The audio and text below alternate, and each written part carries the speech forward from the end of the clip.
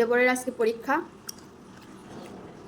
শুক্রবার না মাথায় একটা টেনশন কম থাকে যে তাড়াতাড়ি উঠে রান্না করতে হবে, এই টেনশনটা থাকে না, লেট হয়ে যায়।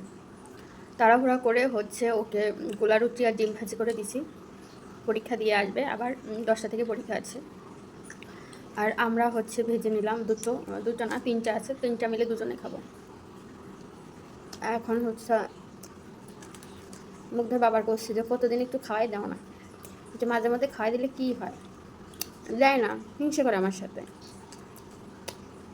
দেবে না, হাত দিয়ে খাও, হাত থাকতে হাত দেখবে না, কিন্তু খাওয়া দিলে কি হয়, এরকম করো কেন মাঝে মাঝে আমার সাথে? বুঝছেন? এখন তো ভাবেন যে খুব ভালোবেসে আদর করে আমাকে খাওয়ায় না, এই ভিডিও করানোর জন্যে এরকম একটু খাওয়াই, তাও হচ্ছে দেখেন আপনাদের সামনেই বললাম। তুমি কি খারাপ কথা বললাম? না খারাপ কথা।